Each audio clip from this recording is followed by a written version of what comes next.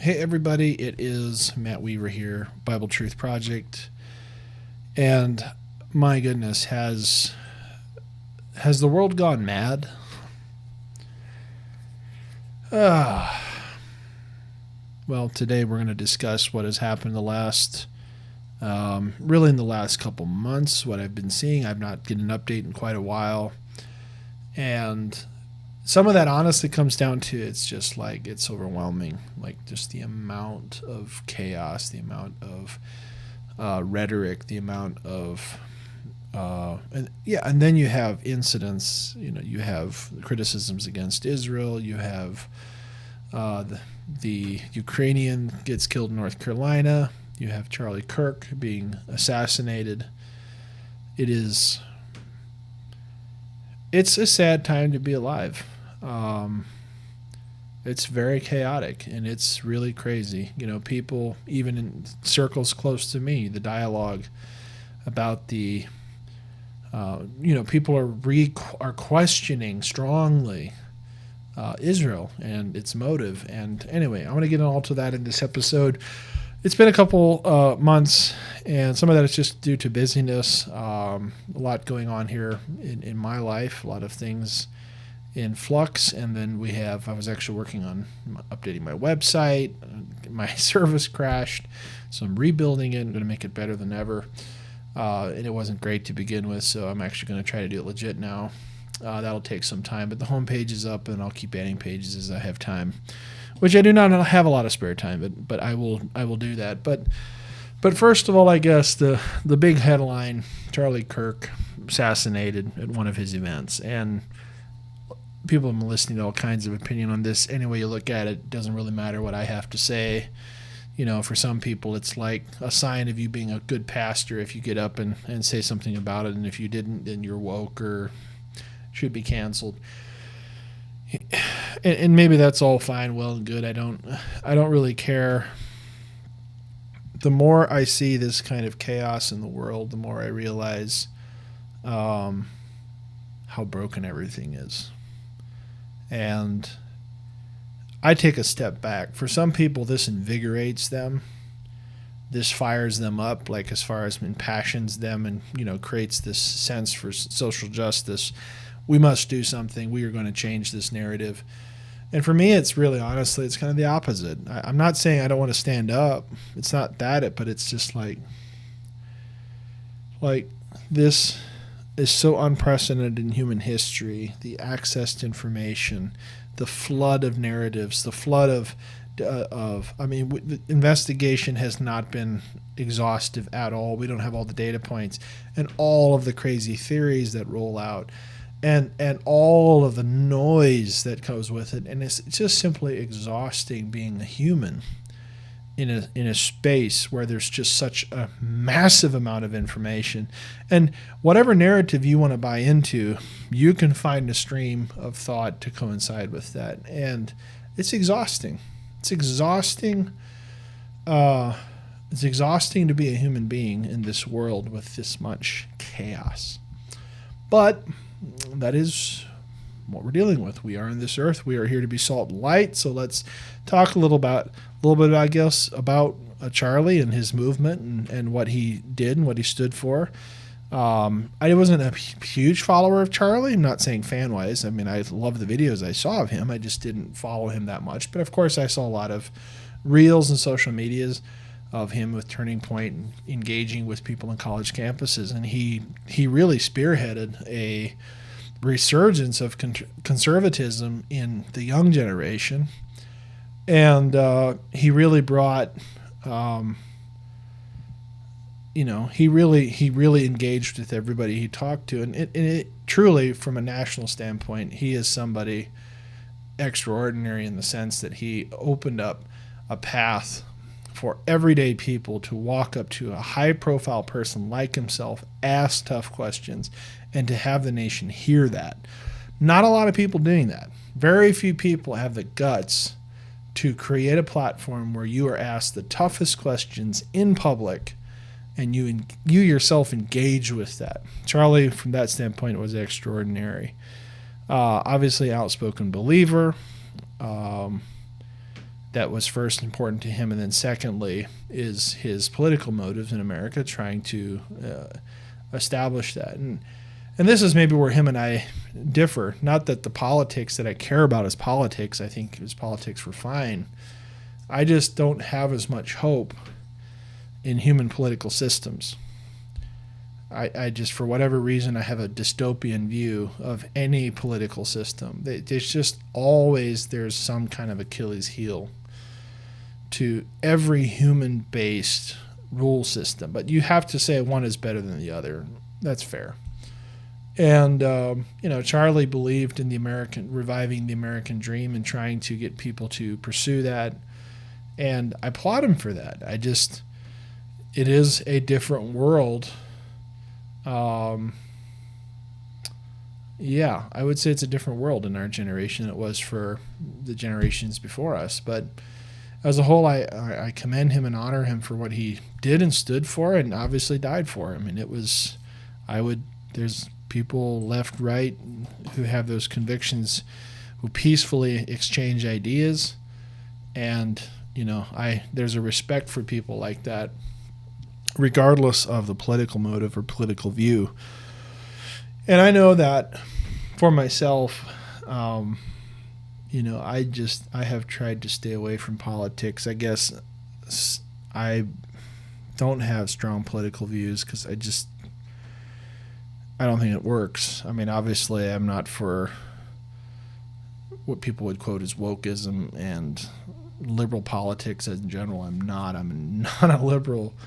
But having said that, I'm also I'm a conservative constitutionally, but I'm not really impressed with any of the parties, frankly. I'm not really impressed with the political apparatus. And I would definitely challenge the dynamic and the narrative that one party is more favored by God, and that somehow, God has enabled Trump for this time, for whatever. I challenge that narrative, and I'll challenge it for this reason. Number one, if we actually believe that God is sovereign, then he puts rulers in places. Because if he can bring a Trump in, then what happened when he brought the other guy in, right? So sometimes we don't even think what we're thinking about. We thank God so much. Trump came into office. The Lord is having mercy on our nation. And maybe that's true.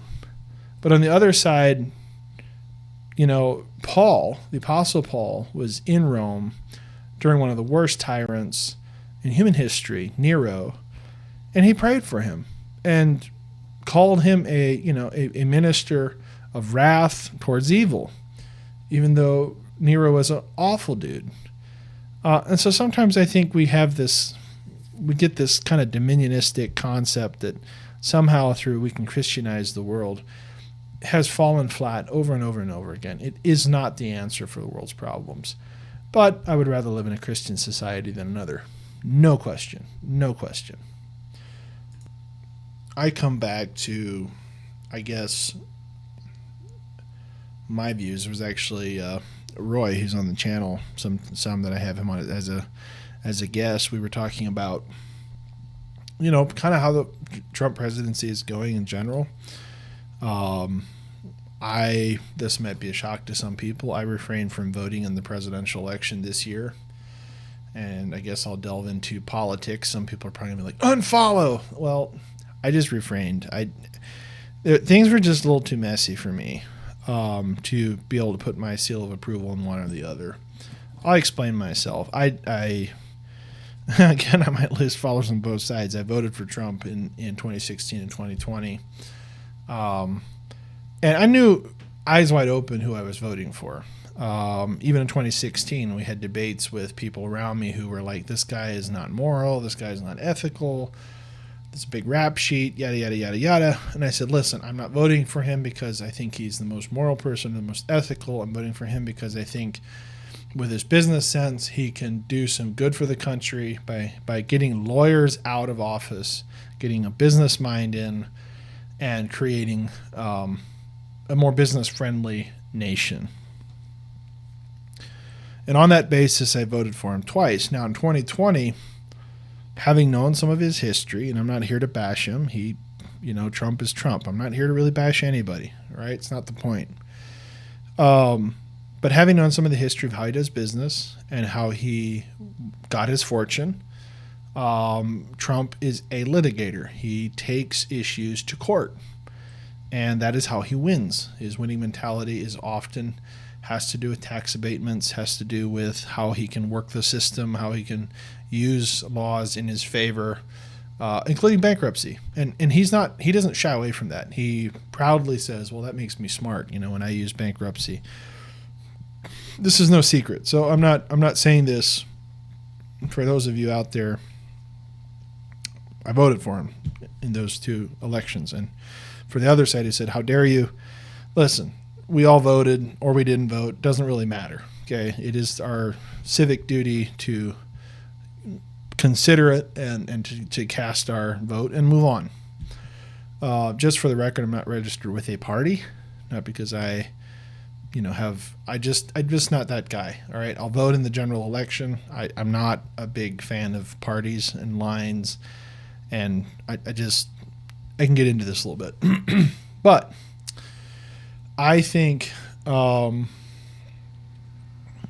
really was a challenge for me was one of, the first presidency, 2016, it was crazy how people went after him because they were like, the system was in shock. Trump, I think, was somewhat in shock. And he admitted it in interviews that I've seen with him that he didn't really know what he was doing the first time around. That a lot of the appointments, he went off of other people's word, and they didn't all work out very well. And I think that's fair. I think one of the casualties that I was really kind of bummed about was Mike Pence. And immediately some people, because you know how politics are, they just immediately inflame people. People just cancel, quit, this guy's awful. Let me turn this down just a little bit. I was really disappointed in how that whole affair went down. I knew coming into the fall of 2020 that this election is going to get ugly because Trump, like in a situation like COVID, there's going to be a scapegoat. Public opinion is just going to assassinate whoever's in charge because you cannot have a crisis handled well. You're going to simply offend people, and you're going to have role change. In my mind, it was like it's automatic. With the COVID situation, there's no way you're going to get enough support as a leader to come out of that unscathed. It's just not going to happen. You're going to get blamed one side or the other. And unfortunately, that, I think, was the primary reason for Trump losing that election, is simply, there was no winning coming out of that kind of a crisis. And to be fair, here we go into all kinds of conspiracies. I'm not really going to go down the rabbit trail, but it's like you have all this opinion out there of like masks, no masks, vaccines, no vaccines. Was it from China? Lab leak? Like, okay, all of the noise, we all heard it, we all lived through it. And we have to, a president has to lead, and he has to make decisions, and he makes decisions, he's going to live by them, and that's going to make some people upset, and it's going to make some people happy. And unfortunately, it made more people upset than it made happy, and he lost the election. And I think that is kind of plain and simple. Democrats could leverage, quote unquote, the crisis and how he handled it and all the people that died. And I knew that this Trump is not a loser. He litigates. Anytime he's backed into a corner, he goes to the court. He goes to law. Well, anytime, that's a broad statement. But many times, that's what he ends up doing. He does not admit defeat. He fights. And the courts is where the fighting happens. And it was no different. So, end of the election, he doesn't accept the results. He is going to do what Trump does, and that is litigate. He's going to file all kinds of suits. He is wanting to stall the election. He claims there's fraud, there's whatever, and people from both sides, PhDs, incredibly smart people on both sides of the issue. Some say the election was rigged. Other people say the election is not rigged. And they're both equally smart. You walk away from that just as fuzzy as can be. Don't know the truth of it. Still to this day, don't know the truth of it. Doesn't really matter at this point, because what are you going to do? Huge defamation lawsuit still ongoing even to this day from that. But I was like, give it time. We'll see if any of these suits take hold. And they didn't. None of the suits took hold. And, of course, for people that are convinced of a specific narrative, they're like, that's just proof of the deep state. That's just proof of all the conspiracies. And I'm not saying there aren't bad actors and bad players, but there's a general trajectory of how things play out. And he just flat out lost. You know, the first time he won by the electoral advantage, not by the popular oomph, not by the popular vote. And that puts anyone in a difficult situation. There's more voters that voted in 2020 versus 2016, and it swayed the balance of power, and he lost, in my opinion. That might inflame some people. Having said that, what really disappointed me in all of that, not that it really matters, we all lived it and I'm so over it, I don't want to even think about it. It hurts my head. But in all of this, the most disappointing part was, okay, the Constitution is fairly clear, and the laws are clear as far as elections are concerned, you know, that the Electoral College elects the president. The intention was actually far more parliamentary than what it is today, and I actually wish we would do it like it used to be. So the Electoral College is the houses of the Congress and the Senate, or House of Representatives and the Senate, and they cast for their states the vote, and the intention was that of a parliament. So in a parliamentary system, you have parties. Parties are voted in, and percentage of parties gain seats based upon percentage of vote, and then the leaders of those parties, the leader of the greatest sized party becomes the prime minister. And truly, Electoral College had that kind of a principle, to where those elected representatives of us, the people, would then elect for themselves a leader who is capable, because they didn't believe the average person to have the brains to really elect a good leader. And then the runner-up of the election for the presidency would be the vice president. And I love the thought process behind there, but immediately by the second election that was thrown out and not plausible, states immediately tied their electoral votes to the will of the people by a popular vote, and that's where this whole debate of popular vote comes in. But it's a relic of the way our elections were set up. That's based upon its history that I know. I'm a big fan of the concept of having the Electoral College vote the president instead of the people. I don't think people vote good presidents, just my opinion. I would rather the representatives who are dealing with the issues, who can find the leader who brings the people together. I think we could solve a lot of the two-party division that we have today, because the people have to appeal to people trying to run for office have to really appeal to their base. And a president, instead of having to appeal to Congress, has to appeal to the people, and it just creates this power dynamic I don't think the founders were quite prepared to deal with. So now the president has become basically like Santa Claus, and whoever can promise the most gifts and coin during the holidays gets, wins. And I don't think that was the intention. The intention was a father type figure who could be the senior person who has the respect of the whole Congress, and who can best lead the government in that sense. And that system makes more sense than we do it now. However, that's idealism. It doesn't matter. Fast forward all of the history of infighting, the Civil War. We're just bypassing all of that, and we come into the modern age. And anyway, 2020 election takes place. It is the rules for Electoral College to elect the president. And to be fair, it is their job to elect the president. They assemble and they elect the president. It isn't actually states' votes that are the electing actions. It is the electors or the electoral agents that are in the college that elect the president. And so that activity is to take place on a specific day, and it is a constitutional function, and it must happen. And Vice President Pence did his constitutional duty. He gets up and he seals the vote, which is whatever the electors ultimately Some states require them to, but legally speaking, they would be allowed to vote however they want to.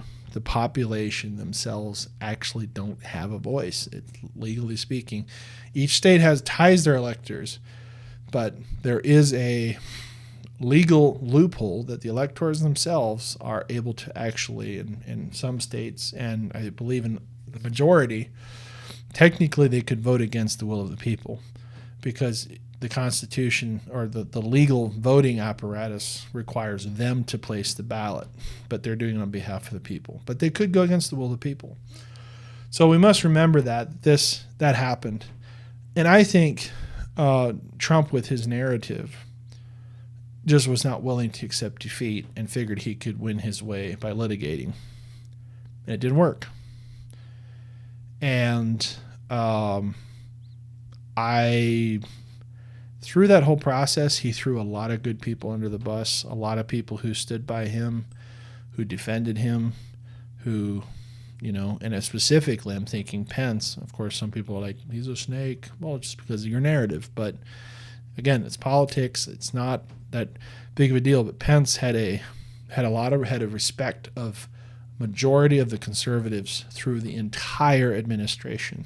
They had the respect. And into the debates in 2020, they had the respect. But when he didn't go against what was his constitutionally mandated role of sealing the vote, there's a lot of people that it inflamed. And then you had the whole January 6th episode. And I was not comfortable with January 6th. From a conservative point of view, I thought that was extremely poor taste. You just do not do that in a democratic society. You do not storm the Capitol when you don't get your way. It's so primal and primitive. It's like a kid who doesn't get what he wants and he's kicking and screaming and the injustice, and it's rigged or not rigged. That's what the legal system's for. It doesn't matter. 4 years later, tables turn. Trump is elected. But I didn't like that. I really did not like that. Having said that, I didn't like the next administration. Not at all. I hate the wokeism. I hate CRT and all that stuff, whatever. And some people would say, well, what do you know? You're white. Well, I'm married to, my wife has actually various ethnicities. Interesting enough, we did a DNA test. She's got African, there's Latin American, there's European, there's some Asian. So she represents almost all continents. And so my kids technically are multi-ethnic. So I'm not coming from this from a I don't want to get into that stuff. All right, let's just put it that way. So at the end of the day, all of these types of angles, I retract and I take steps back and I just say, okay, I have seen this cycle of if our guy gets in, we will survive. We are going to win and God's on our side. And then when the other guy gets in, it's like, how does that happen? God must be judging us. It must be judgment that God has allowed that person to. And I just take a step back and I'm like, all right, wait a minute. We're dealing with fundamentals here that I don't think we're doing correctly. Number one, nowhere do we have record ever that God created any kind of covenant with any nation other than Israel, and specifically Abraham, and specifically Isaac and Jacob, their descendants, their ethnicity, and ultimately as a family, and then the nation. And then ultimately David and his throne, and then the Messiah, who is a part of the nation. And not just the nation, but the family. I think sometimes we think in terms of nation, and we forget that this is a family calling that God has called Israel to.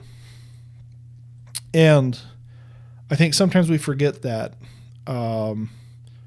this isn't about a national identity. This is an ethnic blessing that God has given to the children of Israel. It's a heavy burden. Election, as we read in Acts, it's a heavy burden for the native born, for the children of Israel, the children of Abraham, Isaac, and Jacob, to bear. Now, they bear this, and not perfectly, but the Jewish people throughout history have suffered. So first of all, you have the issue of the Greeks. So the Seleucid, well, it was really Alexander the Great conquered the region. His two generals, the Ptolemies and the Seleucids, basically the conflict, and after that Antiochus comes in, a horrible person, and there's a revolt by the Maccabees who overthrow the Greco, or rule, if you will, with the help of Rome, but then they align themselves with Rome, and that is the era that Jesus comes into. So Israel in its royal line from the Davidic line had not, after Solomon and then the kingdom split and the dispersion of the kingdoms, Israel in the north to the Assyrian exile and Judea to the Babylonian exile, and then only a remnant comes back from Babylon. There's only a fraction of quote, Jewish people still obedient to the covenant, still obedient to the calling of Abraham's family in identifying with the land, coming to the land, and participating with the covenant. And this is an important narrative because I saw another video today that I'm going to address here at the end, and it's just shocking because people build such bad theology because they don't know history. But at the end of the day, you have a remnant who comes back from Babylon who reestablishes Judea, and ultimately, the Hasmoneans, and then you have, the days of Jesus, and you have Edomite rule at that time through Herod and his sons, ultimately, and then after that, Rome crushes basically for a period of about 30 years. There's warfare and conflict. 70 AD is the end of Jerusalem. 72 AD, the end of Masada. I think it was 72 AD is Masada, and that's the last of the strongholds that are independent. So the revolt is suppressed. And then later, around 120, you have the Bar Kokhba revolt. For a small period, you had a little piece of Jewish independence. And then after that, you have basically, politically speaking, or nationally speaking, the Jewish people basically descend back into just being a family and being a faith family, if you will. They lose their nation, but they don't lose their identity. And they're faithful in the field of that, and they bear the consequence of their covenant unfaithfulness. And but they endure.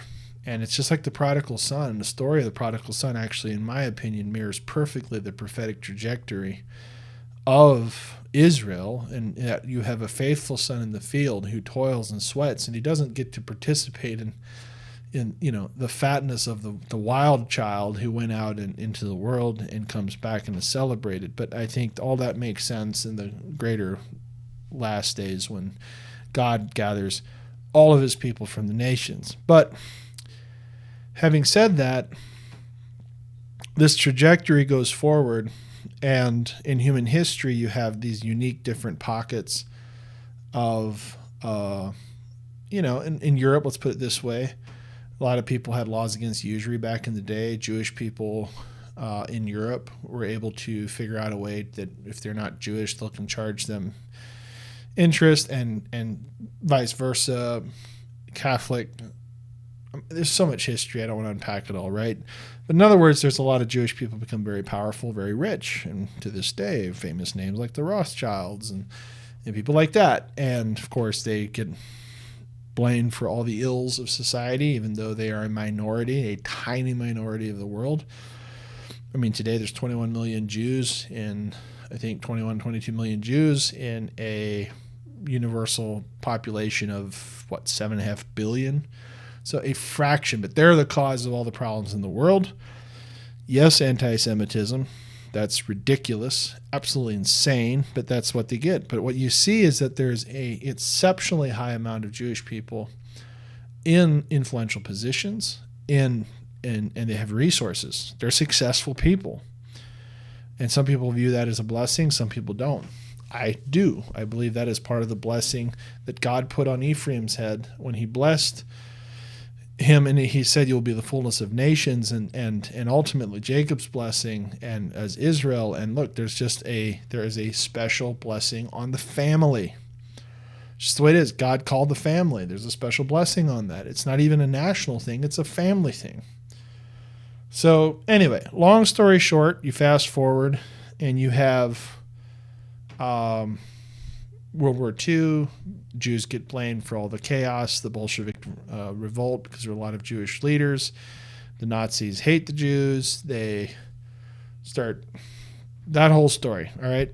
Just giving you a little rundown of anti-Semitism in this track in Israel. After the war, Holocaust killed 2/3 of the Jewish population in Europe, 5 million Jews.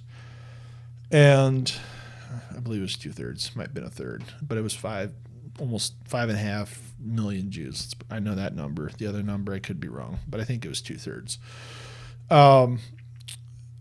And then you have this international, all right, the Jews need to be able to defend themselves. It's not fair for them as an ethnicity to be put in the position of eradication. It's not fair. Every other nation has that determination. So they wrestle around with this. But even before, there was thought amongst the British and the British Empire, even before World War I, that there should be an ethnic homeland of the Jewish people. They see that in Scripture that the Jews aren't just a ethno-religion, but it should be a ethno-religious national thing. There should be a nation that's connected to the Jewish identity based on biblical prophecy. And so there is this concept that this should happen. Of course, the famous Balfour Declaration. But this time, Jews were in Europe, Jews were in South America, in the Americas in general. And then you have, again, you have the European killing in mass of the Jews. And before the 40s, all the way back to the 1800s, Jewish people, there had always been Jewish people living in the land, but it was a minority. And there again, there wasn't that many people living in quote-unquote Palestine. There wasn't that many people living there. There wasn't a lot to do there. There was no tourism. It was nasty. It was horrible. There was nothing to be desired. Who cares about that little strip? It was under the Ottomans. Before that, it was under, you have all the history of the Mamluks, the Crusaders, the Arabs, just keep going back and you'll see all the different people that have ruled the territory. So nobody cared, right? Until you connected the Jewish concept of nation with their land. And that has been the source of all of the tension. So there's not a lot of people that say, well, the Jews aren't called in a family sense, but the national reality of the Jewish people is what really throws people for a loop. And despite the majority of the world fighting against them, they hang on. There is no other explanation but divine providence. I'll use that word, sovereignty and providence. God is defying the will of the majority in having Israel exist, because on paper, they should not exist. They should not have gotten recognition. They should not have been established. They should not have whatever. And the people that are anti-Semites or whatever, they'll say, well, it's because, a certain people and politics and this and that. They see nothing. No, the hand of God cannot be in that. One of the most influential people in my life was Derek Prince, and he firmly believed the divine sovereignty of God to establish Israel. And look, I'm not going to get into all the politics. It's not necessary. They're a nation, just like any nation. They have a right to self-determination. They fight their enemies. There's conflict. You can be for them, against them. I tell people all the time, you can criticize the nation of Israel, or the government, I should say. You can criticize the government. Please, let me rephrase. People get that wrong. You can criticize the government of Israel. The Israelis do that all the time. All right, if I'm in Israel and, the government's terrible, or that guy's terrible, just like we do. Like, the administration's terrible or horrible or corrupt, whatever. They do the same thing to their own government. So you can criticize the government all day long. But without question, Israel is a miracle. And it is their ethnic land. All of the archaeology points to a massive Jewish population throughout history living there. You can't deny it. There's more evidence for them ethnically to be living there, archaeologically speaking, than almost any country in the world. And then you have this issue of the Palestinians, quote, Arabs, okay? So it's not just Palestinians, it's Arabs. There's these Arab cultures that had existed in the region. And of course, they have lots of children, so these populations increase. What used to be tens of thousands grew to hundreds of thousands and now millions. And they all look at this Israel coming back, which is called Zionism, as a catastrophe. And I've actually had to wrestle with that, truly. Like, am I a Zionist or am I not? Am I for Jewish people coming back to the homeland, settling, or am I not? And when I say wrestle, this isn't recently, but I remember wrestling with it, and I have come to the conclusion I'm a Zionist. Why am I a Zionist? Because I do believe it seems right for Israelite, ethnic Israel, to have a land in their homeland. That's logical. You could make the argument my ancestry demonstrably is Swiss, okay? Jacob, his name was Jakob Weber, and he came from Zurich, Switzerland. I've been to his tomb, and it says on there was born Zurich, Switzerland. I can ethnically say I'm Swiss. All right, I'm Swiss. That's where I come from. I could show that to the Swiss government, and I'm guessing that would help my case if I'd want to go back to the homeland of the Swiss tribes. And I'm in that. The Webers were there. My wife's family, Hochstetler, or Hochstetter, like those strains, they all came from Grindelwald in Switzerland. My family from Zurich. So there's this, look, we're connected to Switzerland. Should I have a right, if I wanted to go back to my ethnic homeland?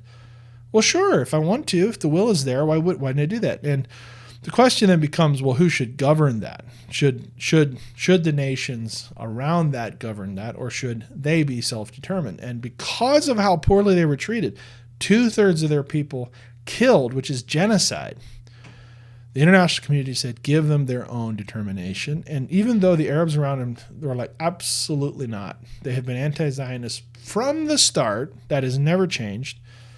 They rejected this concept, and they will not accept it. And all of the opposition is based in this principle. Israel has no right to come back to their land.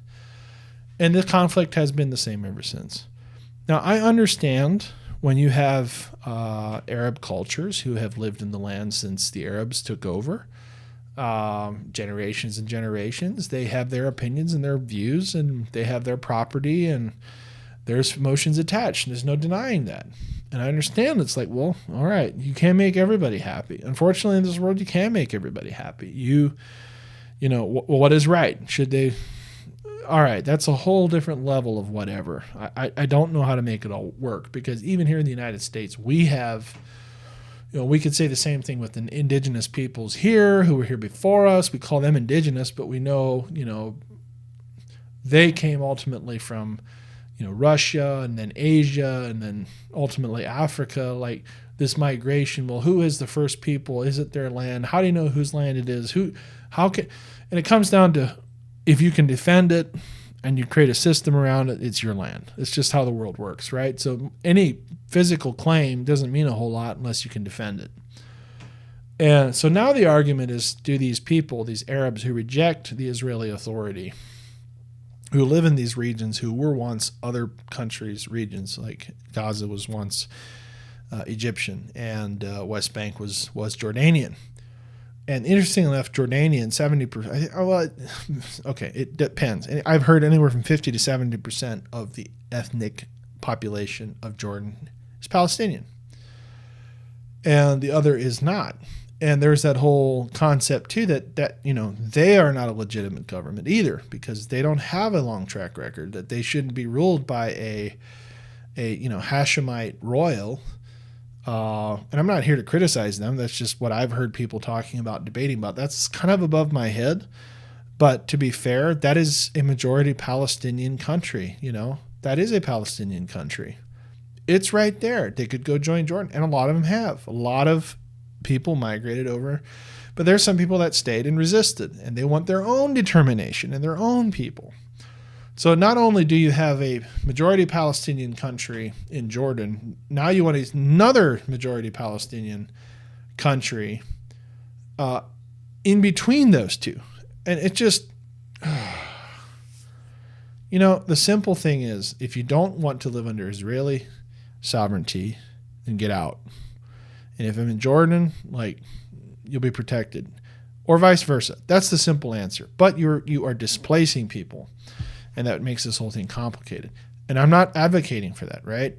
I don't know the perfect answer in the sense that, displacing ethnic groups is very challenging. Historically, it's not gone well. They've tried it in different eras, like the Pakistanis, for instance. There was a big trail of tears. Relocating populations can be very challenging. So, but having said all of that, this latest Gaza war thing, this is where I'm coming to, has really caused people to start questioning, Israel. Well, they're not. How are they justified? Why are we helping them? Why are we paying billions of dollars and blah, blah, blah, blah, blah.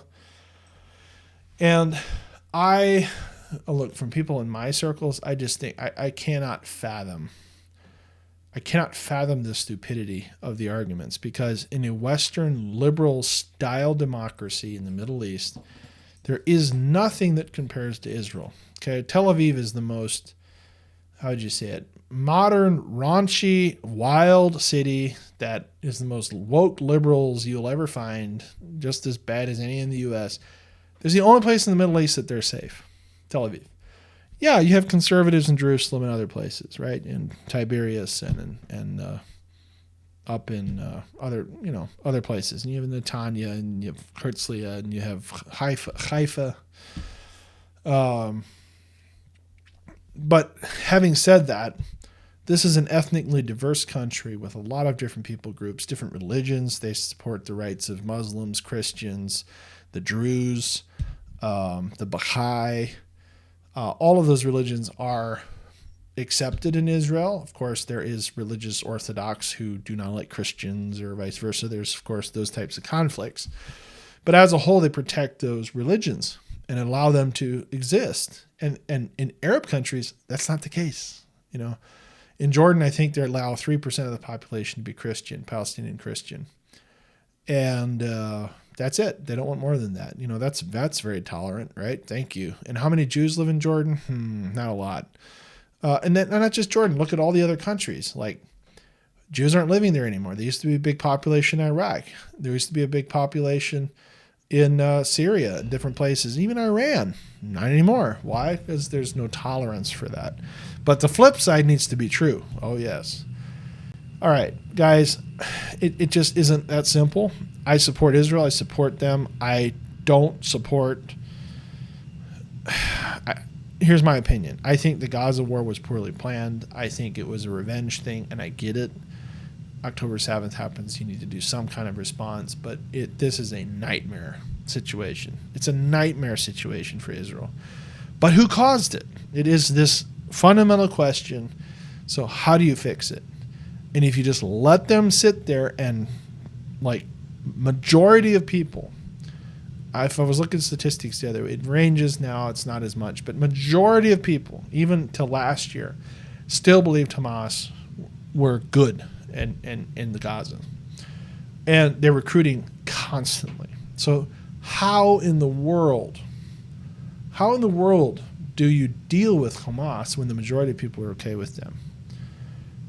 The only way is to do what Israel's doing, and to figure out a way to whatever. And of course they're going to exploit it, and the other side. And warfare is warfare. It's an awful thing. It's horrible. It's awful.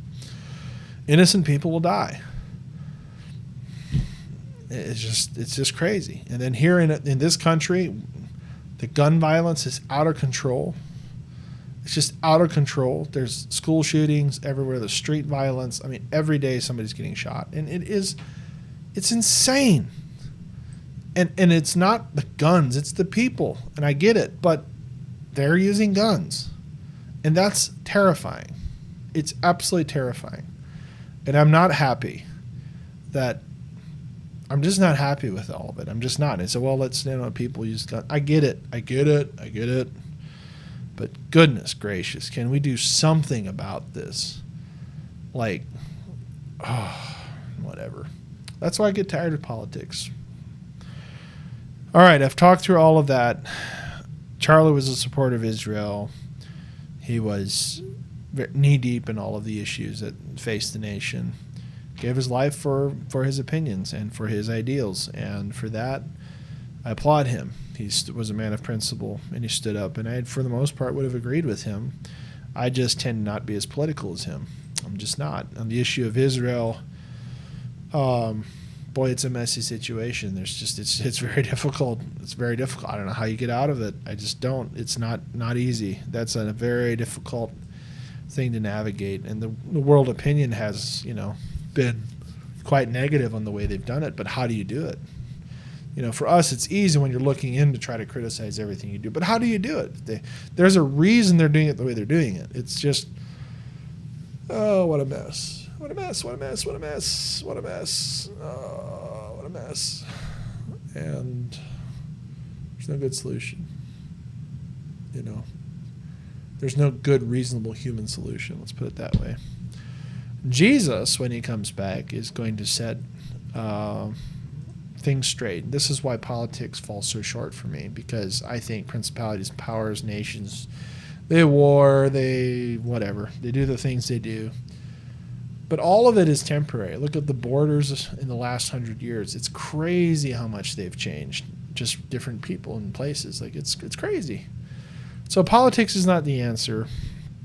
The science of trying to manipulate and control people is not the answer. The answer is we live in this age, we seek to live securely, raise our families, influence them, live our life, and we move into the next phase of life. And we are kingdom focused. Number one, kingdom focused. And that's not building it here with our physical hands in that sense, but it's representation. It's salt and light.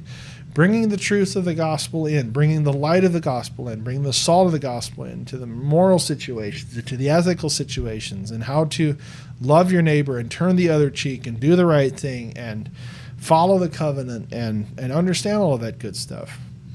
But yeah, social media, just briefly I'll talk. I saw Rabbi Samuel, who I've had on this, had an exchange with a high profile, won't say it, I don't say the name because I don't want to cause any legal trouble, person that just crazy anti-Semite is blaming the Jews for all the problems. It's just unbelievable. Another big name, guy that used to be on Fox. He's becoming anti-Semite, challenging the narrative, saying Israel's not justified. Why do we have to pay these people? Why do we have to? Okay, you can do all that, whatever, but my goodness, oh my word, look at the alternative. Don't go educate yourself. Please go to the country, have the conversations, talk to the people. All right, you'll understand it's really complicated. Right? It's really complicated. And I have, I've talked to people on both sides, and it's so complicated. It just is complicated. How do you make it work? I don't know. It's just not easy. It's not easy. It's not easy. Especially if you're doing it. It is easy if you can use violence and you don't care about people. But it's not easy if you care about people. Oh, goodness. And then you have, I saw this thing today with influential Christian thinker, Christian actor, Mr. Cameron, basically holding to preterism, dismissing the modern state of Israel as just a man-made thing, and goes to the verse and Paul uses the argument that, who is of Israel? Not all of Israel is Israel. Which really what he's talking about is that there's an option for people of, who believe in the God of Abraham, Isaac, and Jacob to join themselves to Israel. He makes that argument then in Ephesians about the Commonwealth, joining the Commonwealth of Israel, but that doesn't replace national Israel. And it's not just about national Israel, it's about ethnic Israel. There is no replacing ethnic Israel. We don't ethnically become Israel. Israel is physically descended from Abraham. It is physically descended from Isaac and physically descended from Jacob. Jacob is Israel. This is a family descendancy. It's not a by faith thing. This is by by birth. And then you have those, not everyone's of Israel. Well, yeah, there are people that reject their heritage and reject their faith. And if you look at it today, the vast majority of Israelites were dispersed to the nations. The Assyrian exile was the majority of the tribes, majority of the peoples. Even in the Babylonian exile of the southern tribes, majority of the people never came back. So majority of the people left the covenant, left their way of life, left it behind. There's only a minority. So who is Israel? Well, it's a remnant. And it has been a remnant since the time of the exiles.